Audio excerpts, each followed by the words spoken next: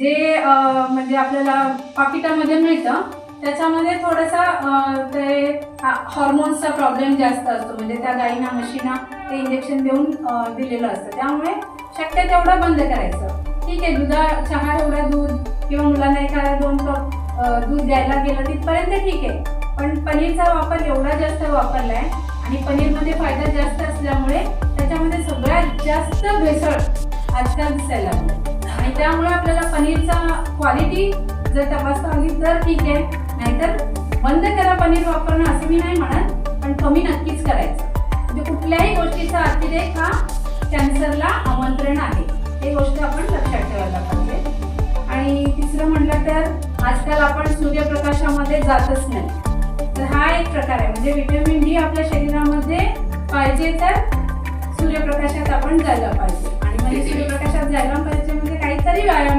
आपल्यामध्ये असायला पाहिजे. 15-20 मिनिट, अर्धा तास, आठवड्यातून 4 ते 5 दिवस का होईना.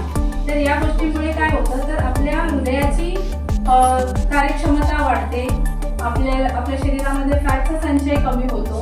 व्हिटॅमिन डीच्या कितीतरी रोगांना म्हणजे इन्क्लुडिंग थायरॉइडचा पण आज आपण बघायला गेलो तर खूप प्रमाण वाढत चाललंय. तर त्याच्यासाठी पण आपल्याला सूर्यप्रकाशामध्ये राहणं किंवा थोडासा व्यायाम करणं हे फार फार महत्त्वाचं आहे. तिसरं म्हटलं तर जर आपण बघितलं तर आजकाल भरपूर भाजी बनवणं, फ्रीजमध्ये ठेवणं, रोज थोडं थोडं काढून गरम करून खाणं हा प्रकार खूप वाढलाय. तर त्याच्यामध्ये काय होतं, अति शीत प्रमाणात आपण फ्रीजमध्ये भाज्या किंवा कुठलेही पदार्थ ठेवल्यामुळे त्याच्यामध्ये फंगस ग्रोथ होतो. तर हा फंगस कुठे पण जाऊन पुढे जाऊन कुठल्याही प्रकारच्या कॅन्सरला आव्हानच दिल्यासारखं आहे. त्यामुळे शक्य तेवढं घरी बनवलेलं ताजं अन्न आपण खायला पाहिजे, असं तर याच्यामध्ये आहे. तर दुसरं आहे की ओळखायचं कसं, म्हणजे कॅन्सरची लक्षणंच आहेत तर दुसरं काही आजार आहे.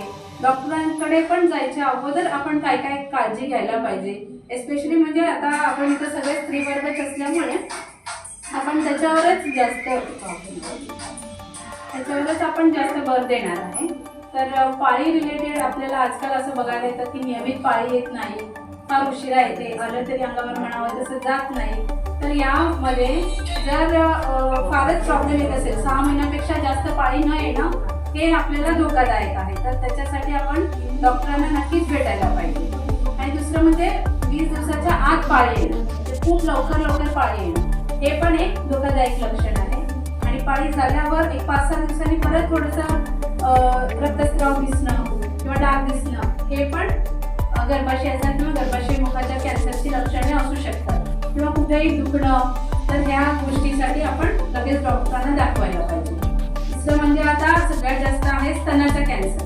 स्तनाचा कॅन्सरचा डायरेक्ट संबंध प्लास्टिकचा अतिवापर, प्लास्टिक आणि गरम पदार्थ त्याच्यामध्ये टाकून चहा प्लास्टिकच्या कपामध्ये पिणं किंवा जेवण प्लास्टिकच्या प्लेटमध्ये करणं याच्याशी डायरेक्ट रिलेशन आहे.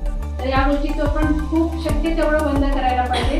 आणि स्तनाचा कॅन्सर ओळखायचा कसा त्याच्याबद्दल आपल्याला थोडीशी माहिती इथं डॉक्टर नवनीता रचाटा देणार आहेत आणि आपण कसं तपासणी करायचं ते पण ते सांगणार.